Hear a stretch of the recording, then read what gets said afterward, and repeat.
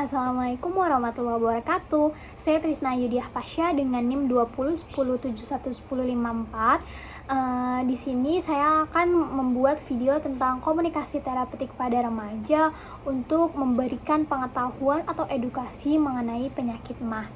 Selamat menyaksikan. Halo, selamat siang. Halo, selamat siang. Oke, jadi di sini kita udah ketemu ya sebelumnya di WhatsApp, tapi kita cuman via chat aja, terus juga udah berbincang sedikit-sedikit nih. Sebelumnya kita kenalan terlebih dahulu, boleh? Boleh. Kenalin di sini aku Prawa Trisna yang berasal dari UPN Veteran Jakarta. Nah, kakak sendiri siapa nih?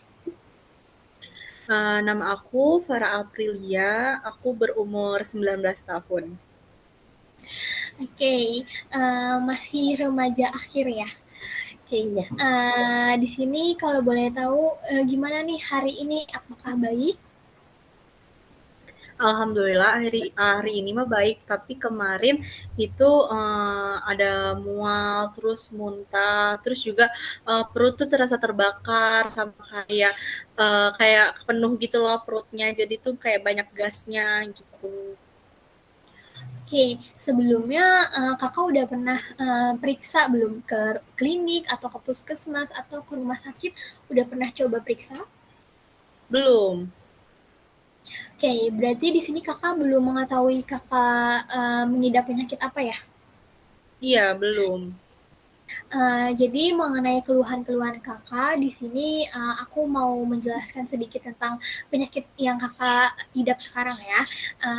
Aku minta waktu sekitar 7 sampai 10 menit. Apakah kakak bersedia? Bersedia. Baik, sebelumnya kakak di sini belum mengetahui tentang penyakit kakak ya. Jadi di sini aku ingin memberitahu bahwa dari gejala-gejala yang kakak telah alami sebelumnya, kakak di sini mengidap penyakit MAH. Kakak sendiri apakah tahu penyakit MAH itu apa? Belum tahu.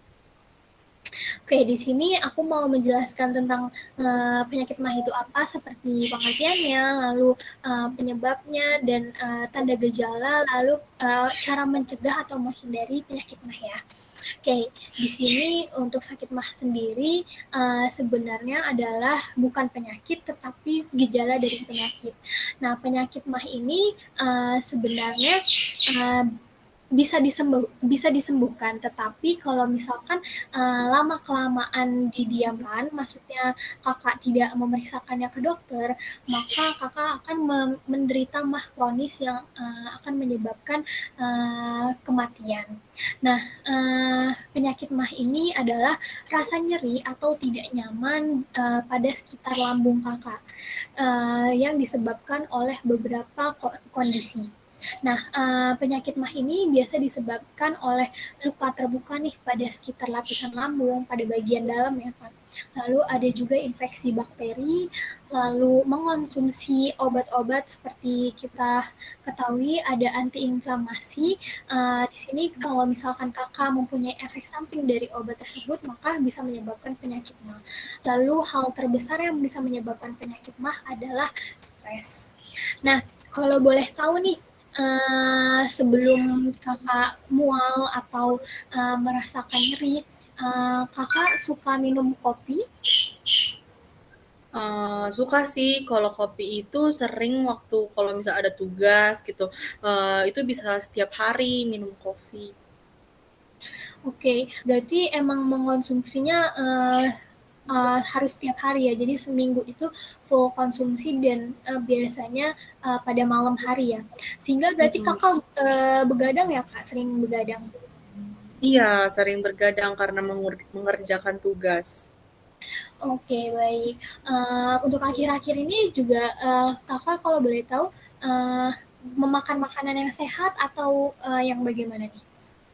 Kalau akhir-akhir ini itu aku sering tuh makan pedas, terus juga makan asam gitu, asam-asam Nah, sama oke, dari yang tadi kakak sudah uh, alami ya, maksudnya kakak sudah mhm. minum kopi, terus makan pedas, makan yang bersifat asam, itu adalah faktor resiko dari penyakit MAH itu sendiri ya Kak. Nah, yang tadi aku telah sebutin kan tadi ada kayak luka terbuka, lalu ada uh, efek samping dari obat. Nah, itu tambahan dari faktor resiko dari penyakit MAH. Nah, kalau boleh tahu kakak kalau misalkan makan ini suka cepet-cepet nggak atau buru-buru? Iya sih, kadang-kadang juga cepet-cepet sama buru-buru gitu. Jadi sekalian karena kan keburu-buru gitu ya sama kegiatan yang lain gitu kadang. Yang penting makan ya kak, maksudnya kayak sehari Iya, yang penting makan ya. Oke, betul. Oke, itu juga adalah faktor risiko dari penyakit MAH ya kak. Jadi kakak udah mengalami hal-hal kecil, bahkan bukan hal kecil lagi, tetapi sudah banyak yang kakak alami dari gejala-gejala MAH itu sendiri. Nah, untuk tanda dan gejalanya, kakak tadi sudah mengeluh di awal ya kak, seperti nyeri pada bagian lambung, lalu terasa panas perutnya ya kak, seperti ada gas. Nah, itu juga merupakan tanda gejala dari penyakit MAH itu sendiri. Nah, juga mual ya. Mualnya kakak sampai muntah atau cuman ingin muntah aja? Kadang-kadang sampai muntah sih, tapi beberapa hari ini ingin mual doang. Oke, berarti masih belum bisa termuntahkan deh ya kak dari dalam perut. Jadi Iya, merasa betul. perutnya seperti di dalamnya kayak berputar di situ-situ aja ya kak. Betul. Oke, oke, berarti di situ kakak udah merasakan ya sedikit demi sedikit gejala-gejala dari penyakit MAH. Nah, sebelumnya apakah kakak mengerti dari cara kerja lambung kakak? Enggak, tidak mengerti. Oke, kalau begitu aku di sini mau menjelaskan cara kerja lambung terlebih dahulu ya Kak. Jadi kalau misalkan makanan yang kita konsumsi nih Kak, kalau kan seperti makanan pedas terus yang berkafein seperti itu ya Kak. Nah, makanan itu nanti akan dicerna oleh enzim nih, berarti Kakak kan udah belajar nih yang di SMA pasti ya. Nah, enzim ini seperti enzim pepsin dan enzim renin juga. Lalu di dalam perut kita kan juga ada asam lambung ya.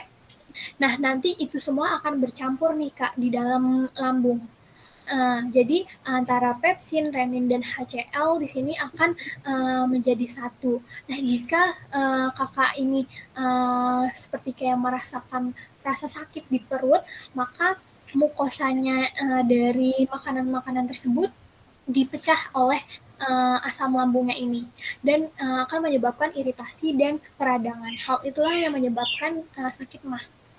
Nah, seperti kalau misalkan kita merasakan nyeri, nah di situ ada tabrakan atau gesekan antara mukosa dengan lapisan lambung, sehingga bisa menyebabkan nyeri pada bagian perut ya, Kak, pada bagian sekitar lambung.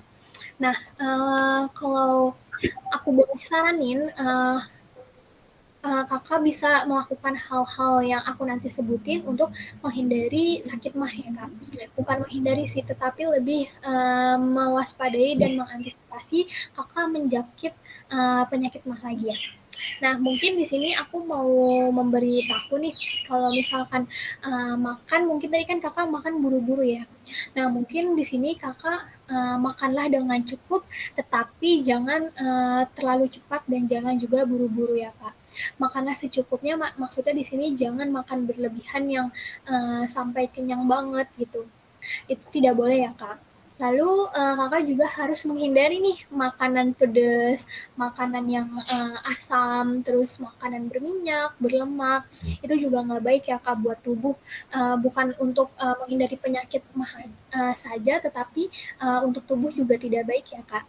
Lalu mungkin di sini juga bisa menghindari minuman kafein, bukan menghindari tetapi kakak bisa mengurangi. Misalkan yang tadinya satu hari kakak harus minum satu hari sekali, dan kakak kurangi jadi 3 kali, 3 hari 1 kali gitu. Terus juga kakak jangan terlalu banyak minum bersoda atau alkohol, itu harus dihindari ya kak. Nah, tadi kan kalau misalkan kakak begadang gitu terus mengerjakan tugas, pasti kakak merasakan stres ya kak.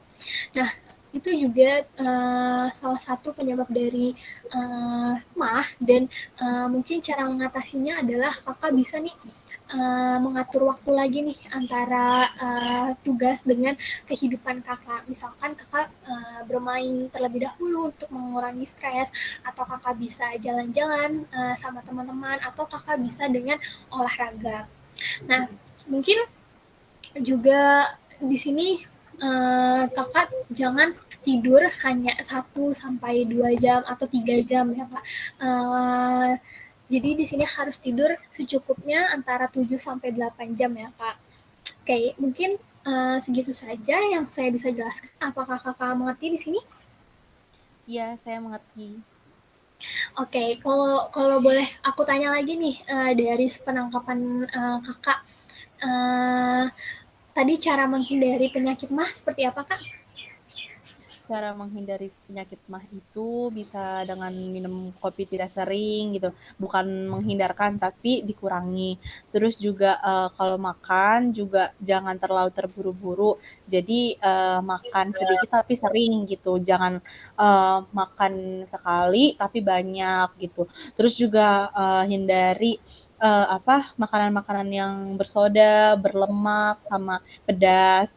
Terus juga tadi kita harus bisa mengatur waktu kita biar kita tuh tidak terlalu stres gitu. Seperti itu, Kak. Oke, baik. Berarti sudah paham ya sampai sini. Mungkin hal-hal yang tadi aku jelasin bisa diterapkan di kehidupan sehari-hari supaya penyakit mah ini tidak berkelanjutan yang dapat menyebabkan kematian ya, Kak. Ya. Oke, mungkin penjelasan aku untuk edukasi kakak segitu terlebih dahulu. Jika ada yang kakak ingin tanyakan, boleh kakak mau WhatsApp aku kembali atau kita atur jadwal kak. Oke, mungkin sampai di sini dulu pertemuan kita. Terima kasih sudah melakukan konsultasi online. Ya, terima kasih juga Kak sudah mengasih edukasi. Sama-sama. Sekian video yang bisa saya buat, kurang lebihnya mohon maaf. Sekian, terima kasih. Wassalamualaikum warahmatullahi wabarakatuh.